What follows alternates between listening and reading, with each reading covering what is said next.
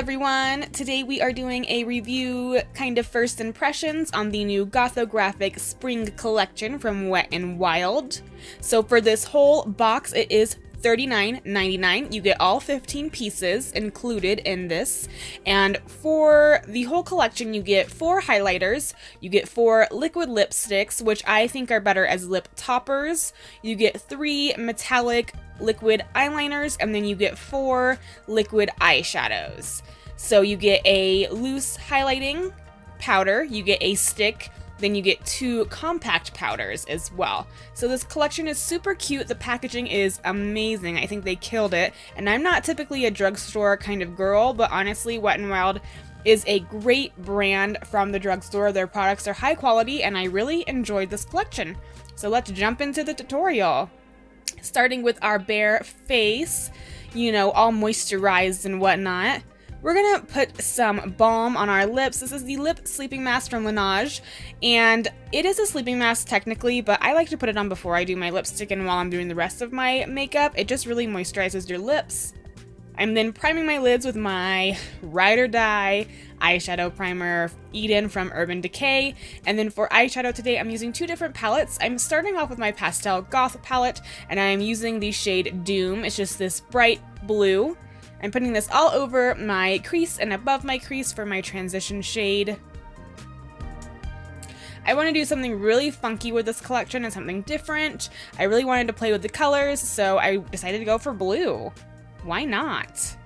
Then from the Anastasia Subculture palette, I took Axis from this shade, just the color up in the corner up there. It's kind of like a dark teal color, and I just wanted to use this to deepen up my crease a little bit, and I took a really pointy brush from Sigma to put this right there in the crease.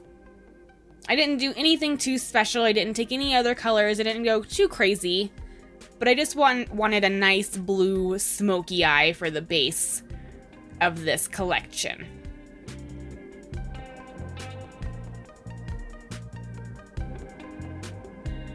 Then taking one of the, I'm actually using 2 of the liquid cat suits. I'm using Nyctophilia, which is this dark blue, and I'm also using Goth Tears, which is a very pretty, like purpley blue kind of color. I'm first taking Goth Tears, the lighter one, and I'm putting that all over my lid and kind of doing like a cut crease. This stuff is really amazing. You can layer it, it doesn't get crackly, it doesn't get cakey, it doesn't flake off. Wherever you put it, it stays, it doesn't like smear anywhere. It doesn't crease at all. It's amazing, and it's like a foil to me. It looks like a foiled shadow almost. So I just put it all over my lid in kind of like a round cut crease kind of fashion. And it dried down really nicely. It dried down really quickly. I didn't have to wait too long. I was really pleasantly surprised with this stuff.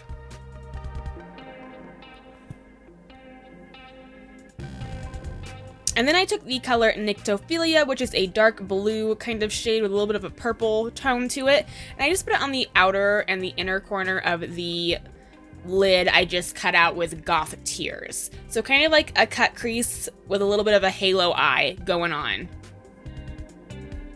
I just wanted to use a couple of the colors and see what would happen if I layered them. And they layered wonderfully.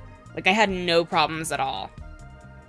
And then I went back in with Goth Tears and put it right on the center of the lid, just to make it more of that halo type of effect. And again, I wanted to see how the layering went. I wanted to see if it became more opaque, if it became more, you know, glittery, more foiled, whatever. It turned out really pretty. I loved it. Yes, ma'am. Take a drink of my soda. Diet Coke, my favorite. Then I went ahead and did my face, my bronzing, contour, blush, eyebrows, all that stuff. I'm now taking Basket Case from Kat Von D. I'm putting that on my lower outer lash line. I'm not taking it all the way to the inner corner, just doing it on the outer part there. And then I'm just taking a little tiny angled brush and kind of smoking out that lower lash line just the tiniest little bit.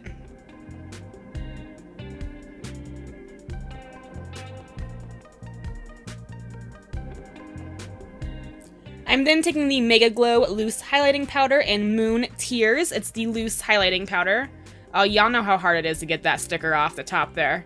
And I love it because the sifter is in a shape of a skull. It's so cute and blinding, y'all. I use that as my inner corner highlight today.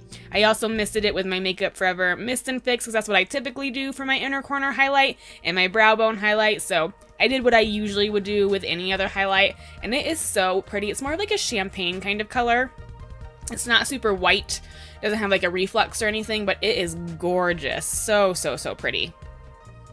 I then took the Goth Tears liquid eyeshadow and I put that on the inner lower lash line there just to kind of bring it together a little bit more. And then I took my Tarte Cosmetics Sex Kitten liquid liner and just went ahead and did a big old cat eye. The liner went over this product really nicely as well. Like sometimes when you do glitter on your lid, you know how the liner can make the glitter clump up or make it like flake off? That did not happen whatsoever on top of the liquid eyeshadow. It went over it perfectly. It was amazing. Then I'm taking the liquid liner from them. This is in the shade Skull Prayer. It's a little bit of a metallic shade, and I just put that over the center middle part of the cut crease we did just to make it look more cut, basically, is what I was going for. And it's really pretty. It's not super white because it is metallic, but it was really, really pretty. Taking my Benefit Bad Gal Bang mascara, I am coating my lashes, my upper and my lower lashes. We're going to go ahead and do falsies. I'm using these falsies from Rouge and Rogue. It's their Black Magic Lashes and Luminera, I believe is how you pronounce it. I think so. And they're just really pretty flared lashes. They looked really gorgeous with this big old cat eye. And then I took my mascara again and just went over those lashes to make sure my natural lashes blended in with the falsies a little bit better.